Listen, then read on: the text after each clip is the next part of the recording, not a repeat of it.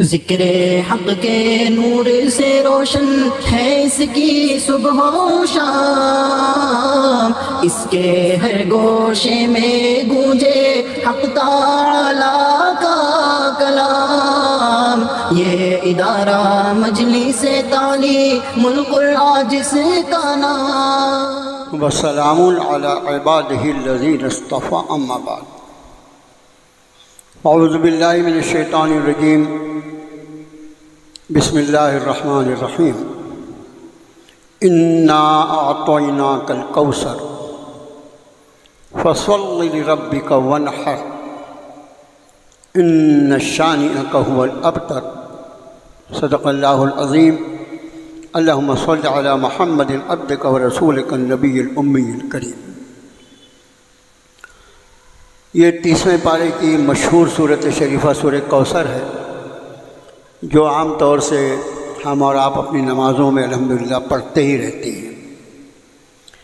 رب تعالیٰ نے ارشاد فرمایا کہ ہم نے آپ کو اے نبی صلی اللہ علیہ وسلم کوثر عطا فرمائی ہے، پھر آپ اپنے رب کے لیے ہی نماز پڑھیے اور قربانی کیجیے، اور آپ کا دشمن وہ بے نام و نشان ہو جائے گا۔ اس صورت شریفہ کے شان نزول کی طرف اگر ہم جائیں تو ایک بڑا لمبا واقعہ ہے کہ نبی کریم صلی اللہ علیہ وآلہ وسلم کے صاحبزادے کی وفات پر اہل مکہ نے جو خوشیوں کا اظہار کیا تھا، جو انتہائی غیر انسانی فعل ہے، تو آپ صلی اللہ علیہ وسلم کی تالیف قلب کے لیے رب تعالیٰ نے یہ صورت شریفہ نازل فرمائی۔ یہ اس کے شان نزول میں ہے، پھر وہ پورا واقعہ۔ لیکن اس وقت اس صورت شریفہ کا وہ حصہ کہ فصل لربک وانحر، آپ اپنے رب کے لیے نماز پڑھیے اور قربانی کیجیے۔ تو نماز بھی ایک فریضہ ہے اس دین اسلام میں، اور اسی طرح قربانی جو ہے وہ بھی ایک اہم ترین عمل ہے، جس کے لیے مخصوص جو وقت ہے وہ تو عید الاضحیٰ کی یہ 3 دن ہیں، 10، 11، 12، لیکن یہ نحر لفظ جو ہے نا، نحر کا لفظ کا مطلب ہی ہوتا ہے جانور کو قربان کرنا یا خون بہانا۔ یہی وجہ ہے کہ آج ہمارے یہاں جو ہے وہ تو الحمدللہ 9 ذی الحجہ ہے، ہم یوم عرفہ ہے آج ہمارے لیے، لیکن مکہ معظمہ میں جہاں ہمارے حجاج کرام لاکھوں لاکھ اللہ کے فضل و کرم سے پہنچے ہوئے ہیں، وہاں پر آج یوم النحر ہے۔ یوم النحر کہا جاتا ہے قربانی کے دن کو۔ تو اصل لفظ نحر جو ہے اس کا معنی ہوتا ہے قربانی کرنا۔ یہ قربانی جس امت مسلمہ کو رب تعالیٰ نے عطا فرمائی، یہ حضرت ابراہیم علیہ نبی صلی والسلام کی سنت مبارکہ ہے، جس کا بڑا تفصیلی تذکرہ قرآن شریف میں موجود ہے۔ جن انبیاء علیہ نبینا علیہ السلام کے واقعات قرآن نے بہت تفصیل سے بیان فرمائے، ان میں حضرت ابراہیم علیہ السلام بھی، بلکہ سورہ انعام کی آخری حصے میں اپنے نبی محترم صلی اللہ علیہ وسلم سے ارشاد فرمایا، قل اننی ہدانی ربی الی صراط مستقیم۔ آپ یہ فرمائیے نبی صلی اللہ علیہ وسلم کہ مجھے میرے رب نے صراط مستقیم کی ہدایت فرما دی، میرے رب نے مجھے سیدھا راستہ دکھا دیا۔ دیناً قیما ملت ابراہیم حنیفا، وہ دین جو انتہائی بندوبست والا ہے، اور جو دین ہے، جو طریقہ ہے حضرت ابراہیم حنیف کا، وما کان من المشرکین، جو شرک کرنے والوں میں ہرگز نہیں تھے۔ اور پھر اس کے بعد اس دین ابراہیمی کی تفصیل اگلی آیت شریفہ میں رب نے ارشاد فرمایا کہ قل ان صلاتی و نسکی و محیای و مماتی للہ رب العالمین۔ آپ یہ فرمائیے کہ جس دین ابراہیمی کی اللہ نے میری رہنمائی فرمائی ہے، اس دین ابراہیمی کی پورا کا پورا جو خلاصہ ہے وہ یہ ہے کہ میری نماز اور میری ساری عبادات اور یہاں تک کہ میرا جینا اور میرا مرنا سب کا سب اس اللہ کے لیے جو سارے جہانوں کا رب۔ یہ ہے اس دین حنیف کی، اس دین ابراہیمی کی وہ تعریف، وہ ڈیفینیشن جو قرآن نے بیان فرمائی کہ ایک مومن کے زندگی کا ایک لمحہ، اس کی ایک سانس بھی اللہ کے غیر کے لیے، سب کا سب للہ رب العالمین، اس اللہ کے لیے جو سارے جہانوں کا پروردگار ہے۔ اب میرے بھائیوں، اس واقعے کو جو قرآن نے بیان فرمایا کہ قربانی کی ابتدا کہاں سے ہوئی، آپ کو ایک واقعہ تو وہ اس کے پہلے بھی آپ کے خادم نے کسی موقع پہ عرض کیا کہ قربانی جو ہے یہ سلسلہ حضرت آدم علیہ نبی صلی والسلام کے دور سے، قربانی جو ہے قرب سے بنی، اور ہر نبی کی تعلیم کا خلاصہ یہ رہا ہے کہ ہر بندہ اپنے رب سے قرب اور تقرب حاصل کرنے کی کوشش کرے۔ تو قربانی اس معنی میں بھی استعمال، آپ دیکھیں کہ حابیل قابیل کا جو واقعہ پیش آیا تھا، قرآن نے اس کو بھی سورہ مائدہ میں بیان فرمایا۔ تو وہاں جو ایک تنازع تھا، ایک اختلاف تھا دونوں بھائیوں کا، ان کو یہی مشورہ دیا گیا کہ تم اللہ کی بارگاہ میں قربانی پیش کرو، اللہ جس کی قربانی قبول فرما لے۔ تو اس قربانی کی ابتدا جو ہمارے اس دین حنیف میں ہے، دین اسلام میں ہے، وہ شروع ہوتی ہے حضرت ابراہیم علیہ نبی صلی والسلام کی اس بے مثال قربانی سے جس کی کوئی مثال دی نہیں جا سکتی۔ حضرت ابراہیم علیہ السلام کو اللہ تعالیٰ نے واتخذ اللہ ابراہیم خلیلا فرمایا، اللہ نے حضرت ابراہیم کو اپنا دوست بنا لیا۔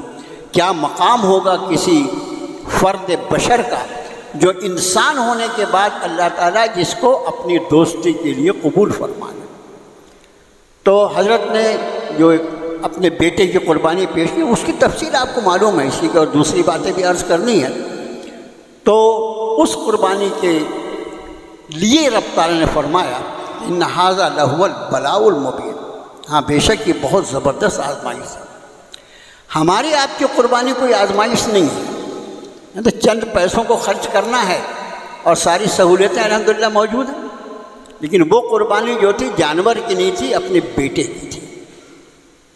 فلما اسلما وتلہ للجبین، اور جب دونوں نے اللہ کے حکم کے آگے اپنا سر جھکا دی، بیٹا اپنی گردن دینے کو تیار ہو گیا، اور بوڑھا باپ جو بڑھاپے کی منزلوں کو پہنچا تھا، وہ اپنے رب کے سامنے یہ واضح کرنے کے لیے کہ ہاں مجھے میرے بیٹے سے محبت ہے جو اللہ آپ نے میری فطرت میں رکھا ہے، میرے دل میں رکھا ہے، لیکن بیٹے کی محبت آپ کی محبت سے زیادہ نہیں ہے، آپ کی محبت کے آگے میں ساری محبتوں کو قربان کرنے کو تیار۔ یہ ایمان ہے، یہ اسلام ہے۔ الذین آمنوا اشد حبا للہ، وہ جو ایمان والے ہیں وہ سب سے زیادہ شدید محبت اللہ سے کرتے ہیں، اور چیزوں سے محبت نہیں کرتے۔ قرآن نے یہ نہیں کہا، اور چیزوں کی جو فطری محبت ہے وہ اپنی جگہ ہے، وہ تو ہونا ہی چاہیے، لیکن جب ان ساری محبتوں کے مقابلے میں جب اللہ کی محبت کی بات آتی ہے تو یہ اپنے عمل سے یہ ثابت کرتا ہے کہ مجھے سب سے زیادہ محبوب میرا اللہ ہے، میں نے اس پر ایمان لایا ہے۔ یہ سب کے سب میرے رشتہ دار ہیں جن سے میں محبت کرتا ہوں، میرے تعلقات ہیں، اور وہ میرا رب ہے، وہ میرا معبود ہے، وہ میرا خالق ہے، وہ میرا مالک ہے، وہ میرا حاشر ہے، وہ میرا محاسب ہے، اس کی بارگاہ میں مجھے جا کر اپنا حساب دے۔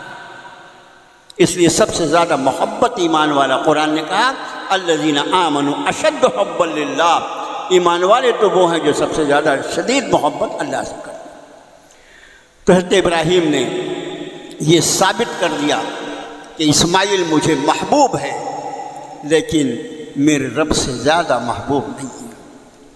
قرآن نے کہا فلما اسلما وتلہ للجبین، جب دونوں نے اپنا ماتھا اللہ کے حکم کے آگے جھکا دیا اور انہوں نے انہیں کروٹ کے بل حضرت اسماعیل کو لٹا دیا، ونادیناہ یا ابراہیم قد صدقت الرؤیا، ہم نے پکارا ابراہیم تم نے تو اپنے خواب کو سچ کر دکھایا، انا کذالک نجزی المحسنین، نیکی کرنے والوں کو ہم اسی طرح بدلہ دیا کرتے ہیں۔ ہمیں اسماعیل کی گردن مقصود نہیں تھی، ہمارا مقصد اپنے ابراہیم کے جذبات کو دیکھنا تھا کہ ہم اس کے نزدیک کتنے محبوب ہیں۔ انہوں نے ثابت کر دیا کہ میرے مولا میرا بیٹا محبوب ہے، لیکن آپ محبوب تر ہیں، ساری محبتیں آپ کی محبت پر قربان ہے، آپ کی محبت کے سامنے اگر کوئی محبت آئے گی تو ابراہیم اس کو پیر کے نیچے رکھ دیں۔ اور پھر رب تعالیٰ نے فرمایا کہ ان ھذا لہو البلاء المبین وفدیناہ بذبح عظیم۔ پھر اللہ نے فدیہ بھی زبردست عطا فرمایا، جنت کا دمبا بھیجا حضرت جبریل کے ہاتھ، اور حضرت اسماعیل کی گردن ہٹا کر جبریل نے دمبے کو اس کی جگہ پر رکھا، اور چھری جو چلی اللہ نے یہ دیکھ اللہ کو سامنے رب حضرت ابراہیم نے یہ واضح کر دیا کہ پروردگارہ آپ کی محبت میں ابراہیم سب کچھ کر سکتا، اپنے بیٹے کی گردن پہ چھری بھی چلا سکتا۔ وَفَدَيْنَاهُ بِذِبْحٍ عَظِيمٍ، ہم نے بڑی زبردست فدیہ دیا۔ وَتَرَكْنَا عَلَيْهِ فِي الْآخِرِينَ، یہ دیکھ وَتَرَكْنَا عَلَيْهِ فِي الْآخِرِينَ، اور بعد کے آنے والوں کو ہم نے اس سنت پر کھڑا کر دیا، اس میں باقی رکھا اس سنت کو۔ سلام علی ابراہیم، کیا ذات ہے تو ابراہیم کی، یہ قرآن کی آیت ہے۔ سلام علی ابراہیم، رب کائنات نے ان کی قربانیوں کا تذکرہ کرنے کے بعد فرمایا سلام ہو ابراہیم۔ رب کائنات اپنے کسی بندے کے لیے فرمائے کہ اس پر سلام ہو، اس بندے کی کیا تقدیر ہو۔ میرے بھائیوں، یہ قربانی جو عید الاضحیٰ پہ پیش کی جاتی ہے، یہ اسی سنت ابراہیمی کا پرتو ہے۔ آج کل یہ غلط فہمی اتنی زیادہ عام ہو گئی ہے، میں اللہ کا شکر ہے اتنے دنوں سے آپ سن رہے ہیں اس گنہگار کو، اس میں بہت ساری غلطیاں اور یہ سب ہوتی رہتی ہیں، لیکن آپ نے دیکھا ہوگا کہ کبھی ہم مسلک کی بات نہیں کرتے۔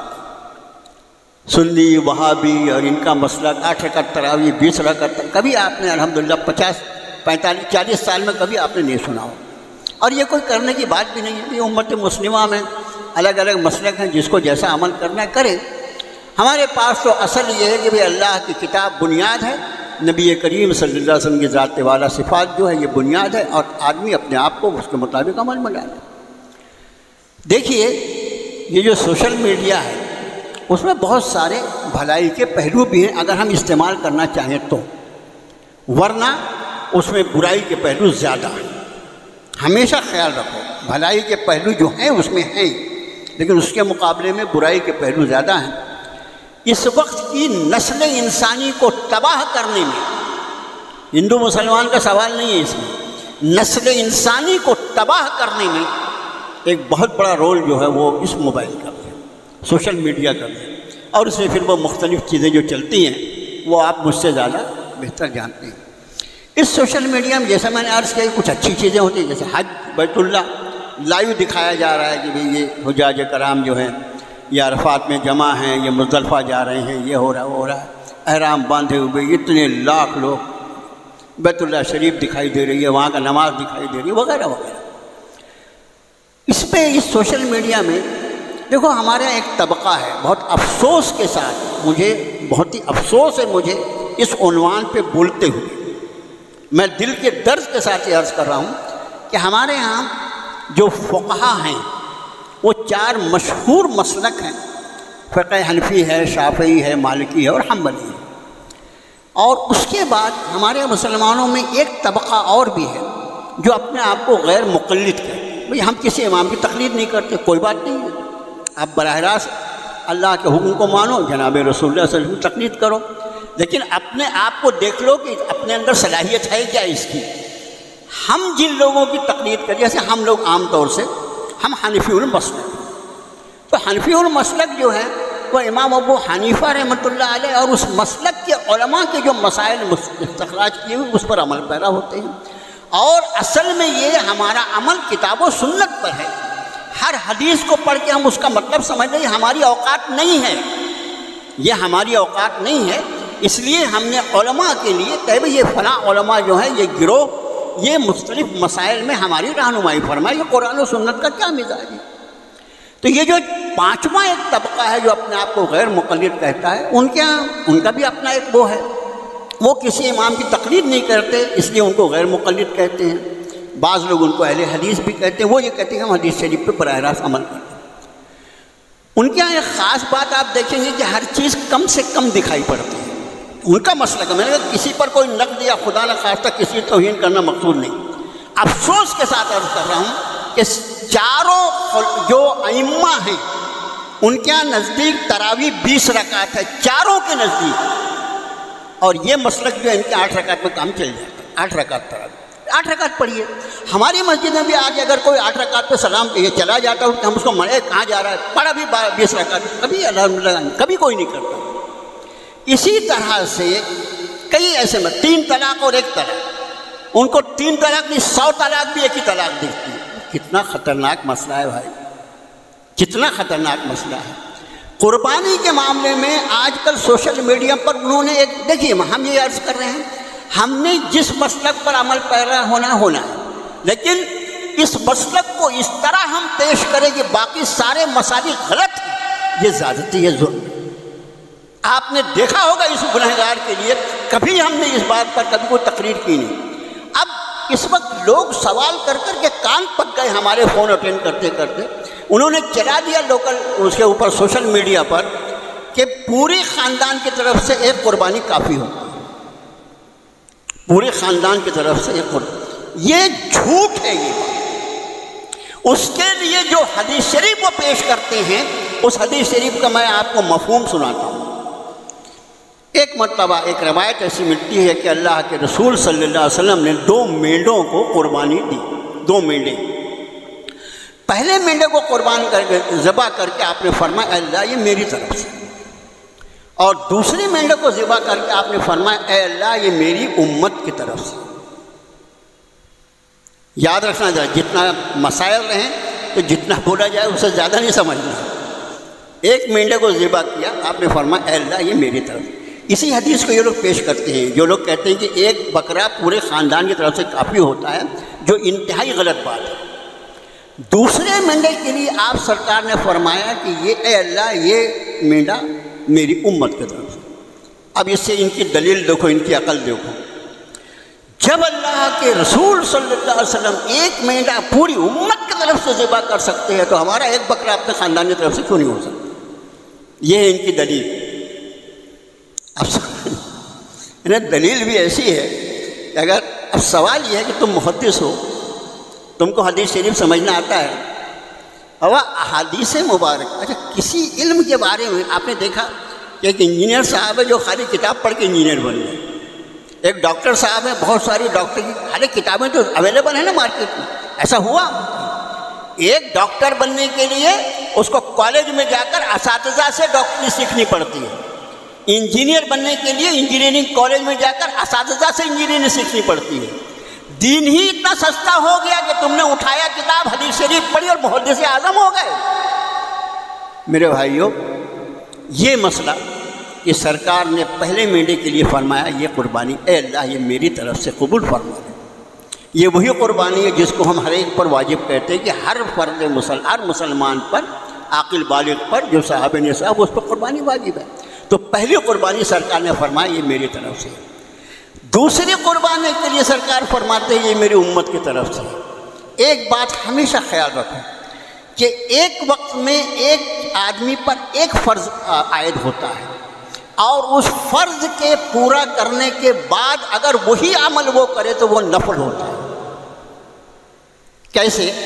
جیسے فرض کیجئے ہم نے عشاء کی نماز کہیں پڑھ لی، عشاء کی نماز پڑھ کے ہم آئے یہاں، ہم کو کسی سے ملاقات کرنی تھی، ارے وہ مسجد محلے میں پڑھتے ہیں نماز، ہم آ گئے یہاں جماعت کھڑی تھی، ہم نے سوچا بھئی ہم اس میں بھی شریک ہو جائیں۔ تو چونکہ ہم عشاء کی نماز پڑھ چکے ہیں، اب یہاں نماز جو عشاء کی ہو رہی ہے وہ فرض ہو رہی ہے، لیکن امام کے پیچھے اگر ہم نیت باندھ کر کے کھڑے ہو جائیں اس کی اجازت ہے، لیکن ہماری نماز نفل ہوگی۔ کیوں نفل ہوگی؟ ہمارا اپنا فرض ادا ہو چکا ہے، ہمارا اپنا فرض ادا ہو چکا ہے۔ اب فرض ایک ہی بار فرض، جب فرض ہوا اور ادا کر دیا تو اب اس کے بعد اگر دوبارہ اس کو کیا جائے تو وہ فرض نہیں رہتا بلکہ وہ نفل ہوتا ہے۔ تو یہ آپ صلی اللہ علیہ وسلم کا جو عمل ہے، پہلی قربانی جو آپ پر واجب تھی آپ نے اپنی قربانی فرما دی، اور دوسری قربانی آپ نے نفل کی اپنی طرف سے اور اس کو امت کے لیے ثواب کا ذریعہ بنا دیا۔ یہی مسئلہ تو ہم بھی بتاتے ہیں میرے بھائی، پورے فقہا اس پر متفق ہیں کہ اگر آدمی ایک قربانی اپنے طرف سے کر دے اور اس کے بعد دوسری قربانی اگر وہ کرنا چاہے تو کر سکتا ہے، اور یہ نفل قربانی ہوگی، یہ کسی ایک دوسرے آدمی کی طرف سے بھی کی جا سکتی ہے، اور اگر چاہے تو زیادہ لوگوں کی طرف سے بھی کی جا سکتی ہے۔ کب؟ جب وہ قربانی نفل ہوگی۔ تو دوسری قربانی جو دوسرا میٹھا آپ نے ذبح فرمایا، آپ کا نفل قربانی تھی، اور اس کا ایصال ثواب اللہ کے رسول صلی اللہ علیہ وسلم نے امت کو کیا۔ اب یہ ان کو کون بتائے کہ اس کو اگر اس حدیث کو دلیل بنا کر یہ کہا جائے کہ ایک بکرا پورے گھر کی طرف سے ہوگا، انتہائی غلط بات ہے۔ افسوس کے ساتھ کہتا ہوں، اصل مسئلہ یہ ہے، ہر وہ آدمی جو صاحب نصاب ہے، زکوٰۃ کس پر فرض ہوتی ہے؟ زکوٰۃ کس پر فرض؟ زکوٰۃ ہر اس انسان پہ فرض ہوتی ہے جو صاحب نصاب ہے۔ میرے پاس اگر اتنا مال ہے، مجھے اپنی زکوٰۃ دینا ہے، ہر سال دینا ہے۔ میری بیوی کے پاس اتنے زیورات ہیں، اس کو اپنی زکوٰۃ دینا ہے۔ میری بہو کے پاس اس کے زیورات ہیں، اس کو اپنی زکوٰۃ دینا ہے۔ میرے بیٹے کا اپنا کام دھندا ہے، اس کے وہ صاحب نصاب، اس کو زکوٰۃ دینا ہے۔ ایسا تو نہیں ہوگا میں نے زکوٰۃ دیا تو گھر کے بڑے میاں نے زکوٰۃ دے دی اس لیے سب کی طرف سے ہو گئی، ایسا تو نہیں ہوتا نا۔ جس طرح ہر صاحب نصاب آدمی کو ہر سال اپنی طرف سے زکوٰۃ ادا کرنا ہے، اسی طرح ہر صاحب نصاب آدمی کو اپنی طرف سے الگ سے قربانی پیش کرنا ہے۔ یہ جھوٹ بات ہے، یہ کذاب ہے کہنے والا۔ اس نے نہ جانے کتنے لوگوں کی آخرت کو اپنے سر پہ لے رکھا جو کہتا ہے کہ ایک بکرا ایک قربانی پورے گھر کی طرف سے کفایت کرتی ہے، بالکل غلط بات ہے۔ اور جس حدیث سے وہ استدلال کرتے ہیں، اس حدیث کا مطلب انہوں نے گھر بیٹھے اپنے حساب سے سمجھ لیا ہے۔ حدیث جو ہے وہ محدثین اس کو بیان کرتے ہیں، اس کا کیا معنی ہے۔ حدیث کا معنی ہمارے علماء اور فقہا بیان کریں گے کیا معنی ہے۔ ہم اگر حدیث پڑھ کے اپنے گھر میں ہی عالم بن کے بیٹھ گئے تو بہت پریشانی ہو۔ تو یہ خوب سمجھ لو۔ اب اس وقت یہ حال ہے کہ ہمارے ہاں صرف ایک جانور ایسا ہے جس کی قربانی پہ پابندی ہے، گائے اور بیل۔ اس پر قانوناً پابندی ہے، مسلمانوں نے نہیں کرنا چاہیے اس کی قربانی، ہرگز نہیں کرنا چاہیے۔ لیکن اس کے علاوہ باقی جو جانور ہیں، جیسے بھینس ہے، بھینس کا کٹرا جس کو بولتے ہیں، بچہ جو ہے وہ 2 سال اس کی عمر ہونا چاہیے، اس کی قربانی ہے۔ تو باقی سارے جانوروں کی قربانی میں یہ مسئلہ یاد رہو، اس چکر میں نہیں پڑنا کہ ایک بکرا لائے اور بسم اللہ اللہ اکبر کر دیا اور پورے گھر کی قربانی ہو گئی۔ اگر ایک بکرا اس طرح ذبح کیا جائے کہ نیت کی جائے کہ یہ میرے پورے گھر کی طرف سے، تو قربانی کسی کی بھی نہیں، قربانی کسی کی بھی نہیں ہوگی۔ کیوں؟ اس لیے کہ چھوٹے جانور میں ایک وقت میں ایک آدمی کی طرف سے ہو سکتی ہے، چھوٹے جانور میں ایک آدمی کی طرف سے ایک قربانی ہوتی ہے، بڑے جانوروں میں زیادہ سے زیادہ 7 حصے کیے جاتے ہیں، زیادہ سے زیادہ 7 سے کم بھی حصے اگر ہو تو جائز ہے، لیکن زیادہ سے زیادہ 7 حصے۔ اب ایک بکرے میں ایک ہی آدمی کی طرف سے قربانی ہو تو ظاہر ہے کہ اس میں اگر گھر کے کسی ایک فرد کی طرف سے نیت کی جاتی ہے کہ بھئی میں نے نیت کیا کہ ربنا تقبل منی، اللہ یہ میری جانب سے قبول فرما لے، اور بسم اللہ اللہ اکبر کر کے میں نے ذبح کر دیا تو ہو گئی، میری طرف سے ہو گئی۔ لیکن اگر میں نے یہ نیت کیا کہ یہ میرے پورے گھر کی طرف سے ہے، بات بگڑ جائے، قربانی بہت جھگڑے میں پڑ جائے گی نیت کے اعتبار سے، مسائل کے اعتبار سے۔ اس لیے یہ خیال رکھیں کہ ہر وہ شخص جو صاحب نصاب ہے، زکوٰۃ کے لیے مال پر سال گزرنا ضروری ہے، لیکن قربانی کے لیے سال گزرنا ضروری نہیں ہے۔ اور جس مال کو قربانی کے لیے کاؤنٹ کیا جاتا ہے وہ زکوٰۃ کے مقابلے میں زیادہ پھیلا ہوا ہے۔ مثلاً علماء یہ لکھتے ہیں کہ ایک آدمی کے لیے سال بھر میں 3 جوڑے کپڑے کافی ہیں، 3 جوڑے کپڑے۔ میں نے کبھی یہ مسائل کی باریکی آپ کو نہیں بتایا، آج مجبوراً بتا رہا ہوں۔ اب اگر میرے پاس 20 جوڑا ہے تو یہ 17 جوڑا کپڑا جو ہے یہ میری ضرورت سے زیادہ ہے، اس 17 جوڑے کپڑے کی بھی قیمت جوڑی جائے گی قربانی کے لیے۔ میرا ٹی وی، میرا VCR، میرا کمپیوٹر، یہ ساری چیزیں جو ہیں یہ ضرورت اصلیہ کی نہیں ہیں، ان سب کی قیمت جوڑی جائے گی کہ اس کا نصاب کو پہنچا یا نہیں۔ قریب قریب ہر آدمی پہ قربانی واجب ہو رہی ہے، آپ سمجھ گئے۔ تو میرے بھائیوں، یہ جو ایک فتنہ اٹھا ہے، یہ ایک قربانی جو ہوتی ہے وہ پورے گھر کی طرف سے کافی ہوتی ہے، میں نے بہت مجبوری کے درجے میں آپ سے یہ بات عرض کیا، ایسا بالکل نہیں ہے۔ جتنے بالغ ہمارے گھر میں اور اللہ نے ان کو صاحب مال بنایا ہے، ان سب کی طرف سے قربانی کرنا ضروری ہے۔ بڑے جانور میں 7 حصے ہوتے ہیں آپ ساتھ۔ اب اس میں جو دوسرا میڑھا آپ نے ذبح کیا تھا، آپ نے فرمایا تھا کہ اے اللہ یہ میری امت کی طرف سے، تو وہ آپ کی نفل قربانی تھی اور آپ نے اس کا ثواب امت کو بخش دیا۔ ٹھیک اسی طرح ہماری بھی درخواست یہ ہے کہ جہاں ہم قربانیاں اپنی طرف سے کریں، ہمارے لیے اگر اللہ نے وسعت عطا، اپنی قربانی پہلے نمبر پر، یہ خیال رکھو، پہلے واجب ادا ہوگا، اس کے بعد نفل کی بات ہوگی۔ اگر اللہ نے ہمیں استطاعت عطا فرمائی ہے، طاقت عطا فرمائی ہے، تو ہم اپنے مرحومین کی طرف سے بھی قربانی کر سکتے ہیں۔ مرحومین ہمارے والدین، ہمارے اقربا، رشتہ دار، ان کی طرف سے بھی قربانی کی جا سکتی ہے، اور وہ گوشت بلا تکلف استعمال کیا جا سکتا ہے۔ اسی طرح ہمارے محسنین، جن میں سب سے پہلے جناب محمد الرسول اللہ صلی اللہ علیہ وسلم ذات عالی، جب میرے نبی نے میری طرف سے قربانی کی ہے، تو کیا میرے حب رسول کا تقاضا یہ نہیں ہے کہ میں اپنے نبی کی طرف سے بھی ایک قربانی کروں؟ بلکہ میں تو یہ عرض کرتا ہوں ہمارے علماء سے سن کر کہ اگر آدمی کے ہاں بڑے جانوروں میں بھی حصے لے رہے ہیں اور وہ آسان ہوتا ہے، اور اس کے بعد بکرے کی بھی اللہ نے توفیق عطا فرمائی ہے، تو میں تو کہوں کہ اپنی اور اپنی قربانیاں جو ہے وہ بڑے جانور میں کر لو، اور بکرے کو اللہ کے رسول صلی اللہ علیہ وسلم کی طرف سے ذبح کرو۔ اس کا طریقہ صرف یہ ذبح کیا، اور ربنا تقبل منی کے بدلے ربنا تقبل من محمد الرسول اللہ صلی اللہ علیہ وسلم، اے اللہ اس کو اپنے رسول صلی اللہ علیہ وسلم سے قربان فرما، اردو میں بول دیجیے، اے اللہ اس کو اپنے حبیب صلی اللہ علیہ وسلم سے قربان کر، قبول فرمائے۔ یہ بھی ہو سکتا ہے۔ اب جیسے میں نے عرض کیا کہ میرے والدین کی طرف سے بھی کرنا چاہیے اور اقربا، اور اب کبھی یہ ہے کہ بھی ایک آدمی اتنا غریب ہے کہ اس کو صرف 2 قربانیوں کا حصہ، میں ایک قربانی کا حصہ اپنے طرف سے لے سکتا ہوں اور دوسرا ایک اور حصہ لے سکتا ہوں، اس سے زیادہ میری طاقت نہیں ہے۔ اب یہاں وہ میلے والا مسئلہ کام آئے گا کہ میں پہلی قربانی بھی اپنے طرف سے کر لوں، وہ واجب ہوگی، اور دوسری قربانی بھی اپنی ہی طرف سے کروں۔ اب یہ دوسری قربانی نفل ہوگی۔ میں نے کیا عرض کیا کہ فرض یا واجب ایک رہتا ہے، ایک بار ادا ہو جاتا ہے، اس کے بعد اگر وہ کہا جائے تو وہ نفل ہو جاتا ہے۔ تو اب میں اگر 2 حصے لیتا ہوں تو پہلا حصہ مجھ پر واجب ہے، اس میں کچھ نہیں کیا جا سکتا۔ دوسری قربانی جو میری طرف سے ہوئی وہ نفل ہے، اور اس قربانی کو جب نفل قربانی ہے تو میں اس کا اشارے ثواب کر سکتا ہوں، اے اللہ میری یہ نفل قربانی میرے والدین کی طرف سے قبول فرما لیجئے، اس کا ثواب میرے فلاں کو بھی دے دیجئے، فلاں کو بھی، جتنوں کو چاہیں اتنوں کو دے سکتے ہیں۔ ٹھیک اسی طرح جس طرح نبی کریم صلی اللہ علیہ وسلم نے دوسرے میلے کے لیے فرمایا تھا، یہ میری پوری امت کی طرف سے۔ تو یہ نفل قربانی اگر کرے آدمی اپنی واجب قربانی کے بعد، نفل عمل ہمیشہ واجب کے بعد ہوتا ہے، تو پھر اس قربانی کو، نفل قربانی کا ایصال ثواب وہ کسی کو بھی کر سکتا ہے۔